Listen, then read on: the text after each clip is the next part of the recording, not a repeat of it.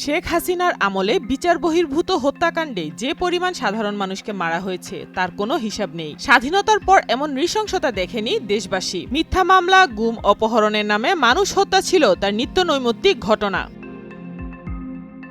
আয়নাঘরের আড়ালে কতজনকে নিশ্চিহ্ন করা হয়েছে সে হিসেব এখনো চলমান। তবে নতুন করে গত 5 বছরে ফ্যাসিস্ট হাসিনা কত হত্যাকাণ্ড ঘটিয়েছে তার একটি পরিসংখ্যান বের করেছে পুলিশ সদর দপ্তর। সাবেক প্রধানমন্ত্রী শেখ হাসিনার শাসনামলে 15 বছরে কত সংখ্যক মানুষ গুম ও হত্যা হয়েছেন তার কোনো হিসাব নেই। পুলিশ সদর দপ্তর ওয়েবসাইটে প্রকাশিত অপরাধ পরিসংখ্যান থেকে জানা যায়, শেষের 5 বছরে 16,000-এর বেশি মানুষ হত্যা করা হয়েছে, যেখানে গড় হিসাবে প্রতিদিন 9 জনেরও বেশি মানুষ হত্যার শিকার হন আর প্রায় 2,500 মানুষ অপহরণ হন।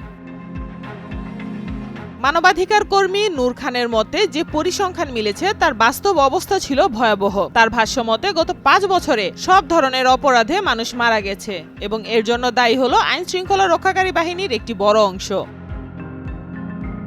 নূর খান আশা করেন এই ধরনের মানবতা বিরোধী অপরাধের যেন পুনরাবৃত্তি না হয়, যার ফলে বিগত 15 বছরে যত ধরনের ঘটনা সংঘটিত হয়েছে তার তদন্ত হওয়া উচিত। তিনি আরও মনে করেন যে অন্তর্বর্তী সরকারের কিশোর গ্যাংয়ের বিরুদ্ধে অবস্থান নিলে সামাজিক অপরাধ কমে আসবে। প্রকাশিত হিসাব থেকে আরও জানা যায় যে হাসিনা সরকার নারী ও শিশু নির্যাতনের ঘটনাও ঘটিয়েছে।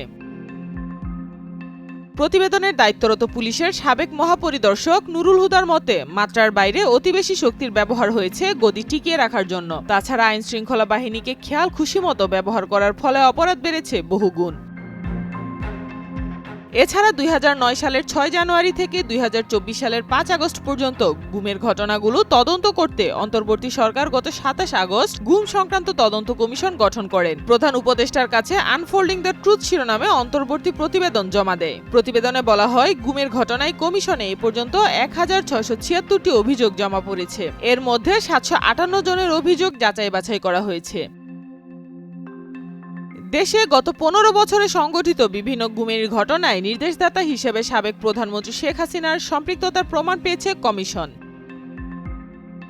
সাইমা আক্তার, নয়াদিগন্ত।